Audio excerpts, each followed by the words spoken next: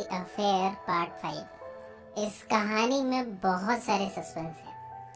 कुछ के जवाब हमें मिल चुके हैं, पर इस सीरीज का सबसे बड़ा सवाल है कि आखिर मौत किसकी हुई है और मारा किसने है। इसी का जवाब ढूंढने के लिए डिटेक्टिव जेफरीज ने नोआ और एलिसन को अलग अलग बुलाया है अपने सवाल करने के लिए। एक एक करके इन दोनों ने अपनी कहानी बयां की, पर दोनों की कहानी अलग अलग क्यों है, जबकि दोनों ने साथ में ही वक्त गुजारा था। आखिर बातों में इतना मतभेद क्यों है? इसी सवाल ने जेफरीज को भी उलझा कर रखा है, पर वो डिटेक्टिव ही क्या जो उलझ जाए। इनकी कहानी सुनते सुनते वो नोट्स बनाता जा रहा है। इसके पिछले पार्ट की कहानी अगर आपने नहीं देखी तो इसका लिंक नीचे डिस्क्रिप्शन में दिया गया है, इस पर क्लिक करके आप इन्हें देख सकते हैं। और इसके साथ ही हमने अलग से प्लेलिस्ट भी बनाया है, द अफेयर ऑल पार्ट्स, उसमें भी जाकर आप इन सबको देख सकते हैं। कहानी के इस पार्ट में एक चीज अलग हुई है। दरअसल इस बार कहानी का पहला हिस्सा नोआ नहीं बल्कि एलिसन अपनी जुबानी बयां करेगी। वो अपनी कहानी डिटेक्टिव से बयां कर रही है। आज सुबह वो देर तक सोती रही, कॉल के उठाने पर भी नहीं उठी। इसकी वजह यह भी कि पिछली देर शाम तक वो नोआ के साथ थी। कनेक्टिकट से शिप से लाइट हाउस जाना, फिर वापस आना, इन सब में वो थक गई है। पर जैसे ही कॉल गया वो तुरंत उठ गई, जैसे उसकी थकान गायब हो गई हो। वो अब अपने लिए ड्रेस सेलेक्ट कर रही है। उसे लगा कॉल चला गया, पर वो अचानक से फिर आ गया। कॉल को शक होना लाजमी था, भला अभी तो उठने का नाम नहीं ले रही थी और मेरे जाते ही ड्रेस सेलेक्ट करना शुरू कर दिया। पर फिलहाल उसने कुछ कहा नहीं। तुम पर ये ड्रेस बहुत अच्छा लग रहा है, ऐसा कहकर वो चला गया। पर उसके दिलो दिमाग में शक ने अपना डेरा जमा लिया है। एलिसन को भी ये महसूस हो रहा है कि वो किस मुसीबत में पड़ गई है।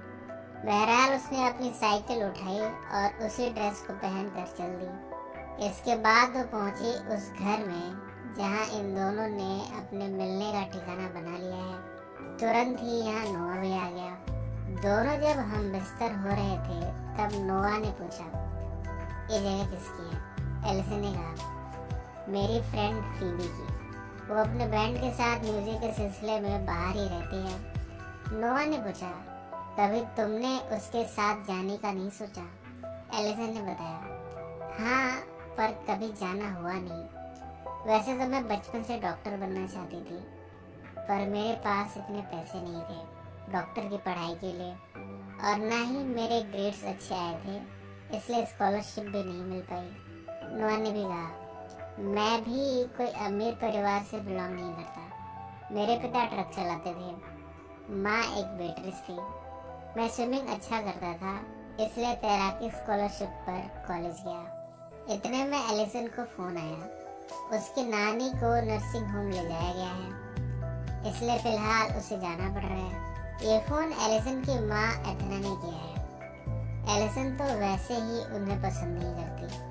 अब वो अपनी माँ यानी एलिसन के नानी की दवा बदल रही है। अब एलिसन को वहाँ जाना पड़ रहा है। जाते हुए उसने नोआ से कहा, मेरी माँ को जब मूड होता है तब वापस आ जाती है। उस पर मेरी नानी को भूलने की बीमारी है। जब वो दवा नहीं लेती तब वो बेहद भावुक हो जाती है। पर मेरी माँ एथना को इन सब की भला क्या चिंता। हॉस्पिटल पहुंचकर एथना ने एलिसन का वेलकम किया, पर एलिसन को ये सब ज़्यादा पसंद नहीं है और वो तुरंत अपनी नानी के पास ही गई। उसकी नानी ने एलिसन को तो पहचान लिया, पर एथना से पूछा, तुम कौन हो? क्या तुम एलिसन के साथ आई हो? इस पर एलिसन ने बताया, नानी, ये आपकी बेटी है जिसको आपने नाम दिया था सैली। अब इन्होंने नाम बदल कर एथना रख लिया है। इसके बाद नर्स दवाइयाँ लेकर यहाँ आ गई। बाहर निकलकर हमेशा की तरह एलिसन और एथना में तू मैं हो गई। एलिसन ने कहा, मेरी नानी दिन पर दिन मौत के करीब जा रही है और आपको अपने टूर से ही फुर्सत नहीं है। अब आगे से आप यहाँ नहीं आएंगे। पर एथना ने उसे चिढ़ाने के अंदाज में कहा, मैं तो आऊंगी, तुम क्या कर लोगी? एलिसन गुस्से में ऐसे बाहर निकलकर यहाँ से जाने लगी। एथना ने उसे रोकने की कोशिश की, उसे डिनर पर ले जाने को भी कहा, पर भला एलिसन क्यों रुके। इसके बाद एलिसन वापस अपने काम की जगह यानी रेस्टोरेंट चली गई। यहाँ ऑस्कर ने उससे काम के सिलसिले में कुछ सवाल किए, जिसका एलिसन ने जवाब भी दिया, और अब कहानी प्रेजेंट में आ चुकी है। जेफरी ने उससे पूछा, तुम्हें क्या लगता है ऑस्कर का विक्टिम के साथ कोई रिश्ता था? एलिसन ने कहा, हाँ, वो दोस्त थे। जेफरी ने पूछा, और स्कॉटी उस दिन क्यों रुका? एलिसन ने कहा, डिटेक्टिव, मैं सच कहती हूँ, मुझे इस बारे में कुछ नहीं पता। जेफरी ने फिर पूछा, क्या तुमने उस दिन किसी को चिंतित होते देखा था? एलिसन ने इसका जवाब ना में दिया। इसके बाद वो आगे की कहानी बताने लगी।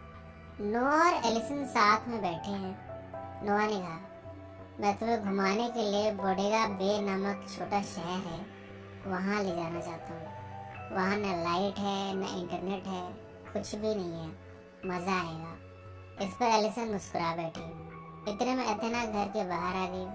वो फीबी के घर का पता लगाते यहाँ पहुँची है और उनकी मुलाकात फिलहाल नोआ से हो गई है। वो घर के बाहर खड़ा था। एलिसन को सफाई में कहना पड़ा कि वो सिर्फ उसका दोस्त है। नोआ जब यहाँ से चला गया तो एथेना ने उसे छेड़ते हुए कहा, तो तुम दोनों ने अपने रिश्ते में सारी हदें पार कर दी हैं। तुम्हारी और उसकी बॉडी लैंग्वेज देखने में मुझे सब पता लग गया। एलिसन ने इस बात को टालने की कोशिश की।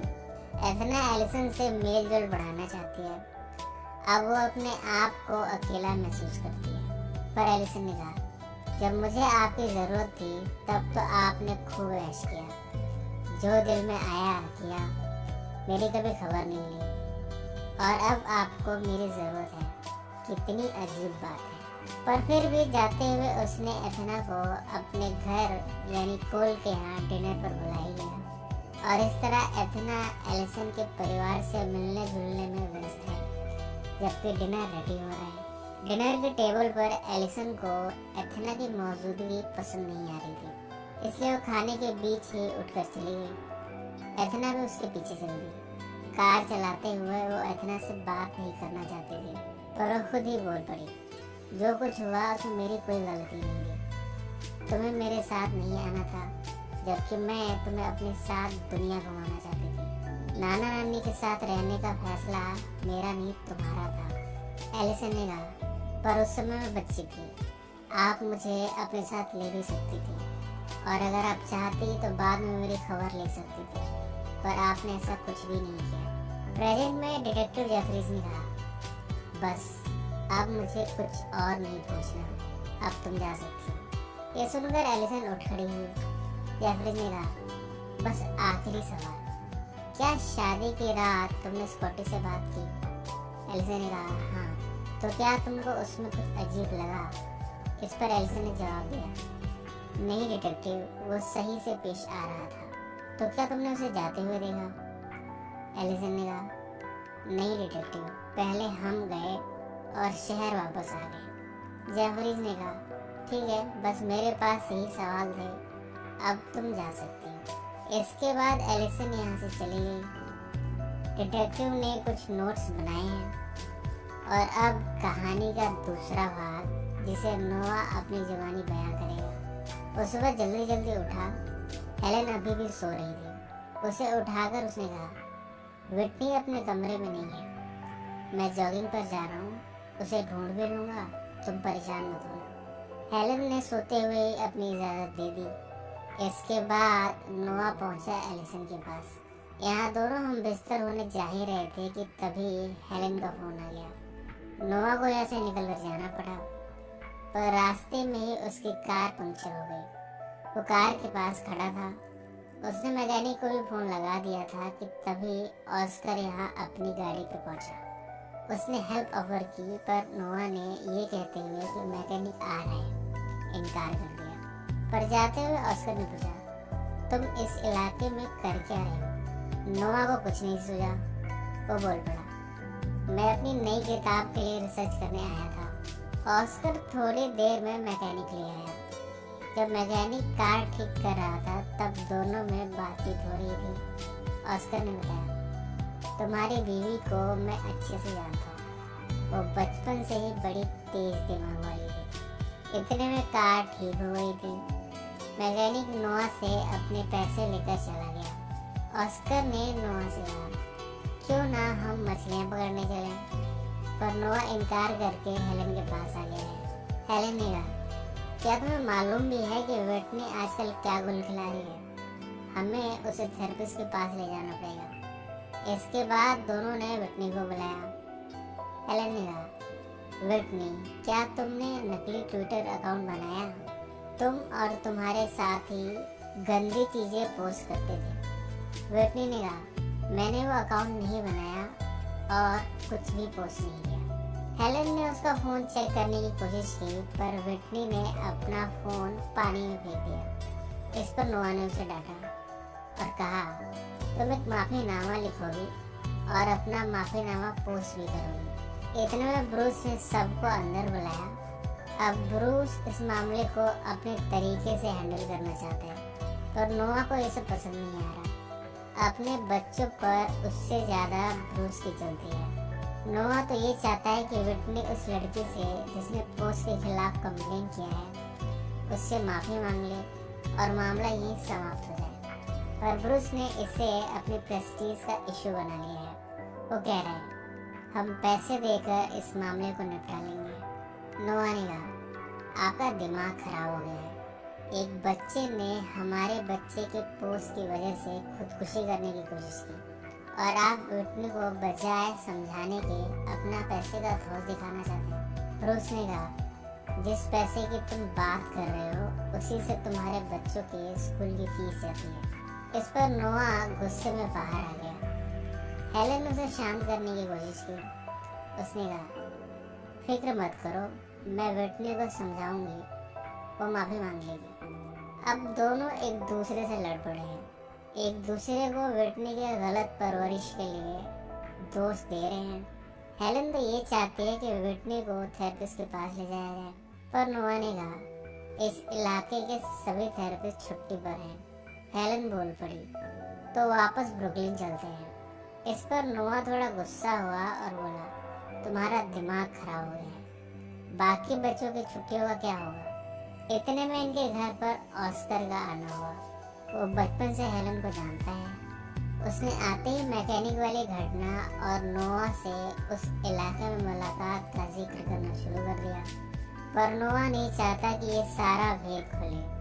अगर हेलन को पता लगा तो उसे बहुत सारे सवालों का जवाब देना पड़ेगा। उसने ऑस्कर को यहाँ से जबरदस्ती वापस भेज दिया। फिलहाल तो वो बच गया, पर कब तक? इस सवाल में वो परेशान है। उसने विटनी से मिलकर उसे समझाने की कोशिश की, पर वो अपने लड़कपन में किसी को भी नहीं सुनना चाहती। वो कार से उतर कर चली गई। नोआ जब घर के अंदर पहुंचा तो यहाँ पर हेलन से उसकी कहासुनी हो गई। दरअसल हेलन अपना स्टोर बेचना चाहती है ताकि कुछ पैसों का इंतजाम हो जाए बच्चों के लिए। उसका कहना है, बार बार पैसे मांगना अपने पेरेंट्स से अच्छा नहीं लगता। वैसे माँ बाप के बाद ये सारी दौलत मेरी ही तो है। नोआ ने कहा, तुम पागल हो गई हो। इस पर हेलन बोल पड़ी, तुम अगर एक डेकेड में एक किताब लिखोगे, उन पैसों से क्या हमारा खर्चा चल जाएगा? किसी को तो कुछ करना पड़ेगा। कहानी अब प्रेजेंट में आ चुकी है। डिटेक्टिव ने कहा, मुझे जो पूछना था पूछ चुका, अब तुम जा सकते हो। नोआ खुशी से जाने लगा, पर जाते हुए वो जेफरी से पूछ ही बैठा, डिटेक्टिव, आपको कैसे लगा कि ये हादसा नहीं है? जेफरी ने जवाब दिया, मैं हादसों में विश्वास नहीं करता। नोआ, क्या तुम दी एंड नामक जगह को जानते हो? नोआ ने जवाब दिया, नहीं, पर ये है कहाँ? जेफरी ने इसका उत्तर दिया, ये मॉन्टॉक में एक क्लब है। मेरा मानना है कि मरते समय स्कॉटी वहाँ जा रहा था। क्या तुम कभी वहाँ गए हो? नोआ ने जवाब दिया, नहीं। इसके बाद वो यहाँ से चला गया। अब तक जेफरीज ने अपने सवालात कर लिए हैं, पर उसने क्या निष्कर्ष निकाला है? क्या स्कॉटी वाकई में मारा गया है या फिर कोई और किसको किसने मारा है? ये हमें अगले पार्ट में पता चल जाएगा। अगर आप अगले पार्ट की भी कहानी देखना चाहते हैं उसे कमेंट